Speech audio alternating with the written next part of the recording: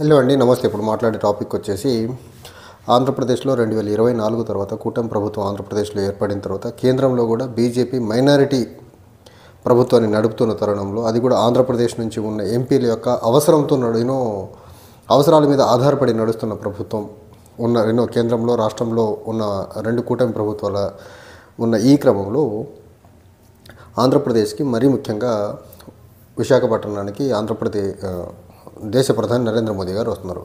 ఈ క్రమంలో ఆంధ్రప్రదేశ్ రాష్ట్రానికి సంబంధించి మరీ ముఖ్యంగా వైజాగ్ స్టీల్ ప్లాంట్ ప్రైవేట్ పరం చేయాలి అనే ఒక నిర్ణయంతో ఉన్నటువంటి కేంద్ర ప్రభుత్వం నుంచి అఫీషియల్గా కేంద్ర ప్రభుత్వం నుంచి విశాఖ స్టీల్ ప్లాంట్ని ప్రైవేట్ పరం చేయట్లేదు అని అఫీషియల్ కమ్యూనికేషన్ ఇప్పటివరకు అయితే రాలేదు. బయటకి వివిధ కథనాల ద్వారా వివిధ రూపాల్లో వస్తున్నప్పటికీ అఫీషియల్గా గవర్నమెంట్ నుంచి ఎలాంటి కమ్యూనికేషన్ లేదు. అయితే ఈ క్రమంలో నరేంద్ర మోదీ గారు ఈరోజు వైజాగ్ రాబోతున్నారు, మీటింగ్ పెట్టబోతున్నారు. ఈ క్రమంలో కూటమి పార్టీలు అయినటువంటి TDP as well as Janasena party రెండు ప్రధానమంత్రి గారిని క్లియర్గా మెప్పించో లేకపోతే వాళ్ళని అభ్యర్థించో ఏ రకంగా అయినా వైజాగ్ స్టీల్ ప్లాంట్ని ప్రైవేట్ పరం కాకుండా ఆపేదానికి ఏమైనా చర్యలు తీసుకుంటారా లేదా అనేది మనం వెయిట్ చేసి చూడాల్సిన అంశం. ఇది రైట్ టైం. ఎందుకంటే ఆంధ్రప్రదేశ్ ఎంపీలు ఎవరైతే Janasena as well as TDP నుంచి కలిపి 20 మంది ఉన్నారో, 20 మంది ఎంపీలు చాలా చాలా చాలా చాలా క్రూషియల్ రోల్ ప్లే చేస్తున్నారు కేంద్రంలో కూటమి ప్రభుత్వం నడిపించడానికి. ఈ క్రమంలో వైజాగ్ స్టీల్ ప్లాంట్ ఒకటే కాకుండా ఆంధ్రప్రదేశ్కి విభజన అంశాలైనటువంటి రైల్వే జోన్ వాటన్నిటినీ కొద్ది అడుగులు ముందు పడుతున్న క్రమంలో ఆంధ్రప్రదేశ్లో ఉన్న ఒక్క పిఎస్యూని కాపాడాల్సిన బాధ్యత కూటమి పార్టీల మీద ఎంతైనా ఉంది అనేదానికి బెస్ట్ ఎగ్జాంపుల్ అయితే ఇప్పుడున్న కోయలిషన్ గవర్నమెంట్స్. అయితే ఇక్కడ మనం ప్రధానంగా వైజాగ్ స్టీల్ ప్లాంట్ పరంగా చూసుకుంటే, వైజాగ్ స్టీల్ ప్లాంట్ ప్రైవేట్ పరం చేసేదానికి గవర్నమెంట్ ఆఫ్ ఇండియా చూపుతున్నటువంటి కుంటి సాకు ఏదైతే ఉందో అది వైజాగ్ స్టీల్ ప్లాంట్ ప్రైవేట్ అప్పుల్లో ఉంది. అది అప్పుల్లో ఎందుకు ఉంది అంటే దానికి ఒక్క రీజన్, వైజాగ్ స్టీల్ ప్లాంట్కి కావాల్సినటువంటి రా మెటీరియల్ ఏవైతే ఉందో దానికి కావాల్సినటువంటి క్యాపిటివ్ మైనింగ్స్ని గవర్నమెంట్ ఆఫ్ ఇండియా ఇప్పటి వరకు అలొకేట్ చేయకపోవడం వల్ల జరిగిన అనర్థము. మనం చూసుకున్నట్లయితే వైజాగ్ స్టీల్ ప్లాంట్ ఎస్టాబ్లిష్మెంట్కి గవర్నమెంట్ ఆఫ్ ఇండియా ఇచ్చి సపోర్ట్ చేసిన డబ్బు ఎంతంటే 5,000 కోట్లు.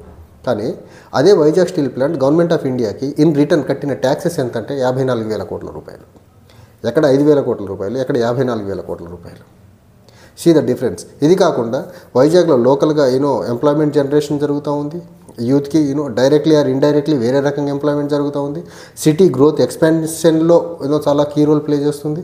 తర్వాత గవర్నమెంట్ ఆఫ్ ఇండియాకి ట్యాక్సుల రూపంగా పే చేయకపోవడమే కాకుండా ఎక్స్పోర్ట్స్ చేసేసి ఇండియా యొక్క ఖ్యాతిని పెంచే ప్రక్రియలో ఉన్నటువంటి ఇలాంటి స్టీల్ ప్లాంట్ని ప్రైవేట్ పరం చేయాలని పూనుకున్న దానికి ఒక్క రీజన్, వైజాగ్ స్టీల్ ప్లాంట్తో పాటు వైజాగ్ స్టీల్ ప్లాంట్ వెనకాతలో ఉన్న ల్యాండ్ బ్యాంక్ని గ్రాబ్ చేసేసి అది మొత్తం ప్రైవేట్ ప్లేయర్స్కి ఇచ్చే ప్రయత్నంలో భాగంగా గవర్నమెంట్ ఆఫ్ ఇండియా ఈ డెసిషన్ తీసుకుంది. But Vizag steel plant employees యొక్క పోరాట పటిమ వల్ల గత 3-4 సంవత్సరాల నుంచి అది పెండింగ్ అవ్వకుండా వస్తుంది. అయితే స్టీల్ ప్లాంట్ ఎంప్లాయీస్ నుంచి ఒకటి గవర్నమెంట్ సైడ్ నుంచి క్యాపిటివ్ మైన్స్ అయినా అలొకేట్ చేయండి, ఆర్ఎల్స్ దీన్ని సెయిల్లో మేర్చేయండి. సెయిల్లో మేర్చేయడం వల్ల గవర్నమెంట్ ఆఫ్ ఇండియా కానివ్వండి, గవర్నమెంట్ ఆఫ్ ఆంధ్రప్రదేశ్కి రూపాయి ఖర్చు లేదు. అది గవర్నమెంట్ ఒక ఎగ్జిక్యూటివ్ ఆర్డర్తో వైజాగ్ స్టీల్ ప్లాంట్ని సెయిల్లో మేర్చేసేయచ్చు. కానీ సెయిల్లో మేర్చేయకుండా అమ్మకానికి ప్రైవేట్ వ్యక్తులకి అమ్మేదానికి ఇంట్రెస్ట్ చూపుతుంది గవర్నమెంట్ ఆఫ్ ఇండియా అంటే ఖచ్చితంగా వైజాగ్ స్టీల్ ప్లాంట్కు ఉన్నటువంటి ల్యాండ్ బ్యాంక్ మీద కన్నేశారని మాత్రం చాలా ప్రస్ఫుటంగా అర్థమవుతుంది. అయితే ఇక్కడ మనం ఇంకోటి చూడాల్సింది ఏంటంటే, ప్రధానమంత్రి నరేంద్ర మోదీ గారు ఏ ఎండ కాకూడదు, ఒక్కొక్క ఎన్నిక ఒక్కొక్క కొత్త రకాన్ని ఎన్నుకుంటారు. 2014లో ఆయన ప్రధానమంత్రి అభ్యర్థిగా ఉండి ఎన్డీఏ పార్టీల తరఫున 2014లో విశాఖపట్నం క్యాంపెయిన్కి వచ్చినప్పుడు వైజాగ్ స్టీల్ ప్లాంట్కి కావాల్సినటువంటి క్యాపిటివ్ మైనింగ్ని నేను ప్రొవైడ్ చేస్తాను, నేను ప్రధాని అయితే అని చెప్పారు. దాన్ని ఆయన మాట నిలబెట్టుకోవాలి. 2019 ఎన్నికల ర్యాలీకి వెళ్ళినప్పుడు క్యాపిటివ్ మైనింగ్ సంగతి పక్కన పెట్టేసి 2019 ఎన్నికల ర్యాలీలో ఆయన చెప్పిన మాట, వైజాగ్ స్టీల్ ప్లాంట్ని నేను సెయిల్లో మెర్చేస్తానని చెప్పారు. దాని మీద మాట మీద నిలబడకుండా 2019 ఎన్నికలు అయిన తర్వాత 2020-21 మధ్యకాలంలో వైజాగ్ స్టీల్ ప్లాంట్ ప్రైవేట్ పరం చేస్తామని ఒక డెసిషన్తో ముందుకొచ్చారు. అంటే నరేంద్ర మోదీ గారు ఆయన చెప్పినటువంటి 14లో 19లో చెప్పినటువంటి ఎన్నికల వాగ్దాన్ని పక్కన పెట్టి దానికి భిన్నంగా ఆలోచించి వైజాగ్ స్టీల్ ప్లాంట్ని ప్రైవేట్ పరం చేయాలని ఒక క్రిస్టల్ క్లియర్గా దుర్బుద్ధితో ఉన్నారని మాత్రం చాలా ప్రస్ఫుటంగా అర్థమవుతోంది. అయితే ఈ క్రమంలో చాలా పోరాటాల వల్ల చాలామంది యొక్క బలిదానాల మీద ఏర్పడినటువంటి వైజాగ్ స్టీల్ ప్లాంట్ని 2019లో నరేంద్ర మోదీ అమ్మకానికి పూనుకున్నాడంటే అప్పుడు వాళ్ళకి కావాల్సినటువంటి మెజారిటీ అక్కడ ఉంది కాబట్టి వాళ్ళు ఆ డెసిషన్ తీసుకున్న దాన్ని మనం కొంచెం వెనక ముందు ఆలోచించేదానికి ఆస్కారం ఉంది. కానీ ఇప్పుడు వాళ్ళది అక్కడ కేంద్రంలో ఉన్నటువంటి బీజేపీకి కావాల్సిన నంబర్ లేదు.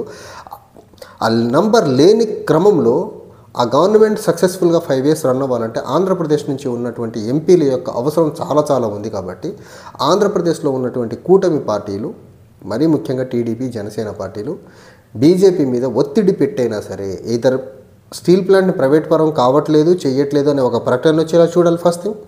సెకండ్ థింగ్, క్యాపిటివ్ మైనింగ్స్ ఇస్తున్నారా డిక్లేర్ చేయించగలగాలి.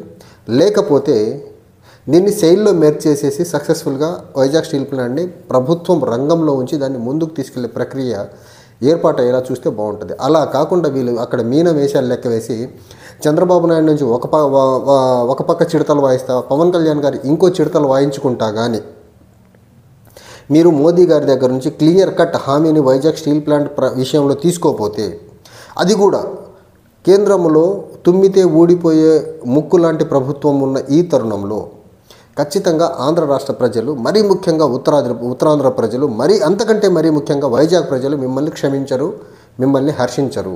సో దీన్ని దృష్టిలో పెట్టుకొని ఈరోజు జరగబోయే ప్రధానమంత్రి మీటింగ్లో ఆయన్ని మీరు ఒప్పిస్తారా, కాళ్ళ బేరానికి వెళ్ళి బతిమిలాడుకుంటారా తెలియదు. కానీ వైజాగ్ స్టీల్ ప్లాంట్ ప్రైవేటు పరం కావట్లేదు, క్యాపిటివ్ మైనింగ్స్ గురించి, సెయిల్లో మెర్జ్ గురించి క్లియర్ కట్ ఒక హామీని లేకపోతే ఒక అనౌన్స్మెంట్ని ప్రధానమంత్రి గారి నుంచి వైజాగ్ స్టీల్ ప్లాంట్ ఎంప్లాయీస్కి, వైజాగ్ ప్రాంత ప్రజలకి, ఉత్తరాంధ్ర ప్రజలకి, టోటల్గా ఆంధ్రప్రదేశ్ ప్రజలకి ఇప్పించగలిగితే బాగుంటుంది. అది చేయలేని పక్షంలో మీరు కంప్లీట్గా మోదీకి పప్పెట్స్, మోదీ బానిసలుగా, బీజేపీ ఆర్ఎస్ఎస్ యొక్క ఎజెండాను మోస్తున్న వ్యక్తులుగా చూడాల్సి ఉంటుంది తప్ప మీరు ఆంధ్రప్రదేశ్ యొక్క ఇంట్రెస్ట్ని కాపాడుతున్న రాజకీయ పార్టీ నాయకులుగా మిమ్మల్ని చూసేదానికి ఆస్కారం ఉండబోదు. సో మళ్ళీ ఆయన ఆంధ్రప్రదేశ్కి, మరీ ముఖ్యంగా వైజాగ్ ఎప్పుడు వస్తారో తెలియదు. కాబట్టి వైజాగ్ వస్తున్నారు కాబట్టి వైజాగ్ స్టీల్ ప్లాంట్ ఇష్యూ గత 3-4 సంవత్సరాలుగా అది ప్రైవేట్ పరం అనేసి అక్కడ ఎంప్లాయీస్ దీక్షల్లో మునిగి తేలుతున్నారు. కాబట్టి ఎంప్లాయీస్కి రిలీఫ్ ఇప్పించండి. ఆంధ్రప్రదేశ్ యొక్క ఆత్మగౌరవాన్ని కాపాడే పనిని మీరు ప్రధానమంత్రిని వేడుకొని ఆ డెసిషన్ని వెనక్కి తీసుకొని దాన్ని ప్రైవేట్ పరం కాకుండా ఆపేదానికి మీరు చర్యలు తీసుకుంటారని ఒకటైతే ఆశిస్తున్నాము. అది చేయని పక్షంలో ప్రజలు రాబోయే రోజుల్లో మీకు ఎలా తీర్పు చెప్పాలో అలా చెప్తారు. ఎందుకంటే ఈ క్రమంలో ఇప్పుడున్న పర్టికులర్ స్పెసిఫిక్ టైంలో బీజేపీకి కేంద్రంలో మద్దతు కావాల్సినటువంటి సంఖ్యాబలం లేదు. మీరు వాళ్ళకు ఊడిగం చేయడం ఆపేసేసి ఆంధ్రప్రదేశ్ యొక్క హక్కుల్ని, ఇంట్రెస్ట్లని కాపాడి ఆంధ్రప్రదేశ్ని అభివృద్ధి పరంగా ముందుకు తీసుకెళ్లేదానికి మీరు పనిచేస్తారని ఎంతో కొంత ఎక్స్పెక్ట్ చేస్తున్నా.